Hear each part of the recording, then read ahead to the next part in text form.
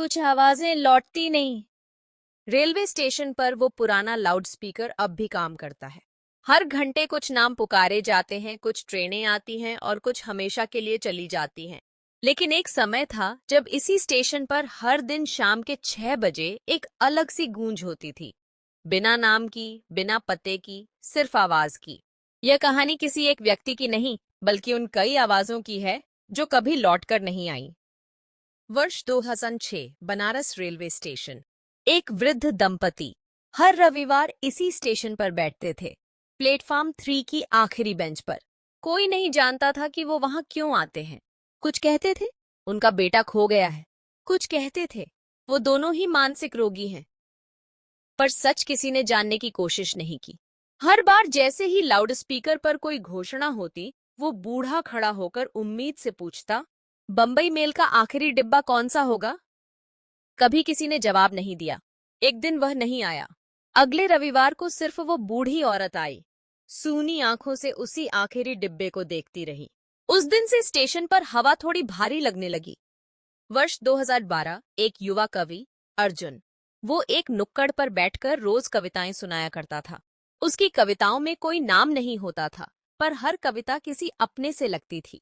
मैंने एक लड़की से प्रेम किया जो कभी मिली ही नहीं, पर हर सुबह वही उठाती है मुझे, ख्वाब से, धड़कन से, शब्दों से।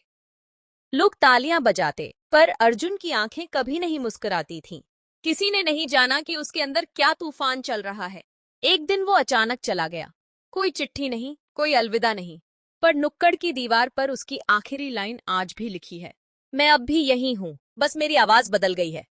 वर्ष 2019, दिल्ली मेट्रो। पीक आवर में जब हर चेहरा मशीन बन जाता है, तब एक लड़की मेट्रो में उतरते वक्त हर बार पीछे मुड़कर देखती थी। क्यों? उसने कभी बताया नहीं। पर जब उसे एक दिन किसी ने पूछ लिया, उसने सिर्फ इतना कहा, मैं यकीन करना चाहती हूँ कि कोई मेरे पीछे आता है। उसका नाम काव्या था। एक साधारण सी लड़की जो हर दिन अपने ऑफिस जाती, पर अपने पास एक डायरी रखती। उसमें वो हर दिन किसी एक मुसाफिर के बारे में लिखती थी, जो उसे कुछ देर के लिए भी इंसान लगे।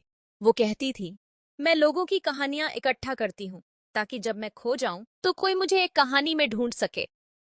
अब बात एक पुरानी लाइब्रेरी की, जो अब नहीं रही। वहां एक कोना था जिसे मौन कक्ष कहा जाता था। उसमें न बोलने की इजाजत थी, न पढ़ने की, बस बैठने की। पर हर कुर्सी के नीचे एक कागज चुपचाप रखा होता था, जिस पर लिखा होता था, अगर आज कुछ कहना है तो यहाँ छोड़ जाना। लोग आते, चुपचाप बैठते और कुछ लिख कर रख जाते।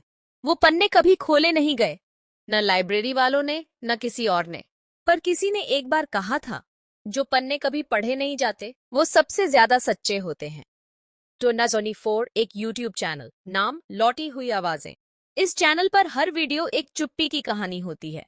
कोई अपनी माँ से माफी मांगता है, कोई एक अधूरी मोहब्बत को आखिरी बार अलविदा कहता है, कोई सिर्फ एक आवाज सुनना चाहता है, मैं सुन रहा हूँ।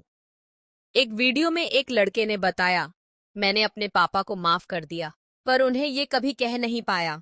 अब जब वो चले गए हैं तो मैं बस ये वीडियो छोड़ रहा हूँ, शायद कोई ऊपर इसे प्ले कर दे। लाइक, सब्सक्राइब और कमेंट करना ना भूलें। चलिए आगे बढ़ते हैं। और तुम सोचोगे, इसमें कहानी कहाँ है? यही तो बात है, ये कहानी नहीं, सच है। कभी कभी जीवन में कहानी नहीं होती, सिर्फ आवाजें होती हैं। कुछ लौट आती हैं, कुछ स्टेशन के आखिरी कोने पर हमेशा के लिए बैठ जाती हैं। शिक्षा। हर वो चीज जो तुमने महसूस की, किसी और ने भी की है, शायद ज्यादा गहराई से, लेकिन जरूरी नहीं कि उसने उसे जाहिर किया हो। इसलिए जब कोई तुम्हें सुनाना चाहे तो सुन लेना, क्योंकि कई बार चुप्पियां भी आवाज होती हैं, और वो आवाजें लौटती नहीं। लाइक, सब्सक्राइब और कमेंट करना न भूलें। चलिए आगे बढ़ते हैं। अगर ये कहानी तुम्हारे दिल में कुछ भी छू गई हो, तो बस एक बार किसी अनजान से आंख मिलाकर मुस्कुरा देना। शायद वही मुस्कान किसी अधूरी कहानी का आखिरी पन्ना बन जाए। धन्यवाद।